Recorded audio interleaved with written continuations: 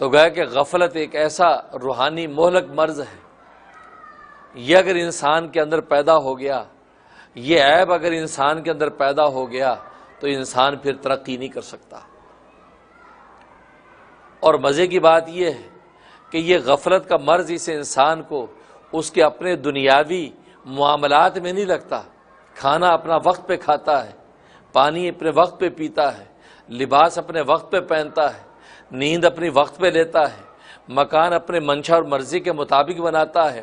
گویا کہ دنیا کی جتنی ضروریات اور خواہشات ہیں ان کو پوری دل جمی کے ساتھ اور پوری تیقظ کے ساتھ ان کو پورا کرتا ہے۔ اگر اس کے اندر غفلت کا مرض پیدا ہوتا ہے تو اس کو اپنے مالک کے بارے میں غفلت کا مرض پیدا ہوتا ہے، اپنے خالق کے بارے میں یہ مرض پیدا ہوتا ہے، اپنے دین کے بارے میں یہ مرض اس کے اندر پیدا ہوتا ہے۔ دنیا کے معاملات میں پیدا نہیں ہوتا، دنیا کے معاملات میں تو یہ بیدار رہتا ہے، دکان بھی وقت پہ کھولتا ہے، دکان وقت پہ بند کرتا ہے، پیسہ وقت پہ کماتا ہے، اپنے وقت پہ اپنی خواہش پہ خرچ کرتا ہے، ہر چیز میں یہ متیقظ اور بیدار نظر آتا ہے۔ لیکن اگر اس کی غفلت ہے تو یہ صرف دین اور دیانت کے معاملے میں غفلت ہے، اپنے مالک کے بارے میں، اپنے رازق کے بارے میں غفلت میں ہے۔ یہ مملوک ہو کر مالک کو پہچانتا نہیں ہے، یہ مرزوق ہو کر رازق کا شکر کرتا نہیں ہے، یہ مخلوق ہو کر خالق کا پتہ ڈھونڈتی نہیں ہے۔ اس کا مطلب یہ ہے کہ اس کی غفلت یہ اختیاری غفلت ہے، اضطراری غفلت نہیں ہے۔ کیونکہ گناہ اگر اضطراری ہو، مجبور ماض ہو کر اگر اس سے کوئی گناہ ہو جائے تو اللہ تبارک و تعالیٰ کا نزدیک وہ گناہ نہیں ہے، اللہ تبارک و تعالیٰ اس کو معاف کر دیتے ہیں۔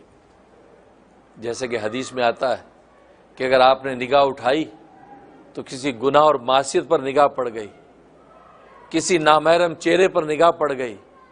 کسی گناہ کے مقام پر نگاہ پڑ گئی، آپ نے فوراً نگاہ نیچی کر لی،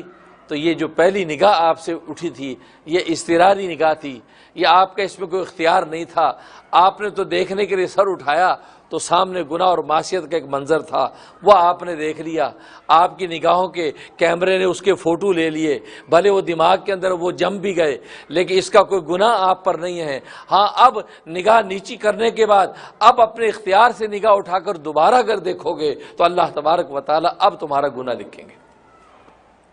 کیونکہ پہلا جو آپ کا عمل تھا، پہلا جو آپ کا گناہ تھا وہ اضطراری تھا، آپ مجبور تھے، آپ کو خبر نہیں تھی، اچانک آپ کی نگاہ پڑ گئی۔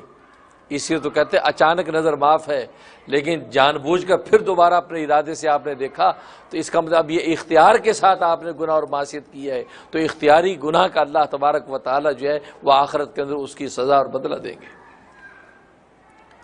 تو یہ انسان دنیا کے ہر معاملے میں متیقظ ہے، اس کی غفلت دنیا کے معاملات میں نہیں ہے۔ اگر اس کو پتا کہ میری فلائٹ صبح 4 بجے کی فلائٹ ہے تو یہ 3:30 بجے بیدار نظر آتا ہے اور اپنے سفر کی تیاری کرتا ہے۔ لیکن وہ آخرت کا وہ سفر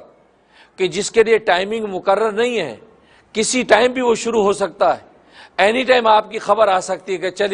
چلیے اٹھیے، تو اس کے لیے کوئی تیاری نہیں ہے۔ اس کے لیے صبح اللہ کا منادی پکارتا ہے الصلاۃ خیر من النوم تو یہ اٹھتا نہیں ہے، اللہ کا منادی تکبیر کی چھری سے خواہشات کے جال کاٹتا ہے، اللہ اکبر کے نعرے لگاتا ہے، یہ اٹھتا نہیں ہے اور یہ کہتا ہے کہ بڑی تھکاوٹ ہے، بہت تھکا ہوا ہوں، بڑی سردی لگ رہی ہے۔ لیکن کیا بات ہے کہ اگر اس کا سفر ہے تو عین 3:30 بجے اٹھ کر بیدار ہے، اپنی گرمی کے سامان لے کر وہ ایئرپورٹ پہنچتا نظر آتا ہے۔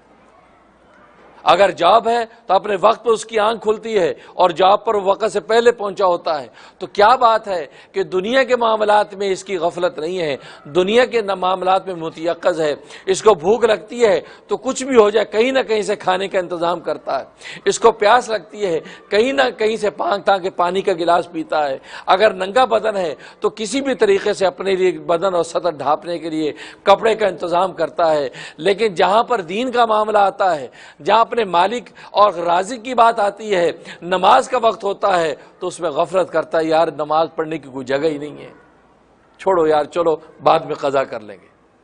لیکن بھوک لگی ہے تو کہیں نہ کہیں سے وہ کچھ نہ کچھ حاصل کرے گا، کہیں نہ کہیں سے کوئی ڈھونڈے گا کہ کھا لو یار، بھوک لگی ہوئی، پیاس لگی ہوئی ہے، کہیں سے جا کر پانی حاصل کرے گا، پانی مانگے گا۔ لیکن جب نماز کا وقت ہے کہ یار بازار میں پانی کہاں سے لیں گے، وضو کہاں سے کریں گے، ارے یار پھر نماز کی کہاں پڑھیں گے، جگہ کہاں ہے، یار مصلی 100 بہانے کرے گا. حالانکہ اگر اس بھوک اور پیاس کی طرح، کم از کم بھوک پیاس کی طرح ہی یہ اگر اس چیز کی کوشش کرتا کہ نہیں یار مجھے نماز پڑھنی ہے، کہیں نہ کہیں سے مجھے پانی وضو کے لیے حاصل کرنا ہے، اس کو بھرے بازار میں پانی بھی ملتا، اس کو مصلی بھی ملتا، اس کو نماز کی جگہ بھی ملتی، اس کو نماز پڑھنے کی فرصت بھی ملتی، اور نماز پڑھنے کا اس کو حقیقی لطف بھی آتا. ویڈیو کے نیچے سبسکرائب کے بٹن پہ کلک کریں، بیل کے آئیکن پہ کلک کیجئے تاکہ ہر نئی ویڈیو کی نوٹیفیکیشن آپ کو مل جائے.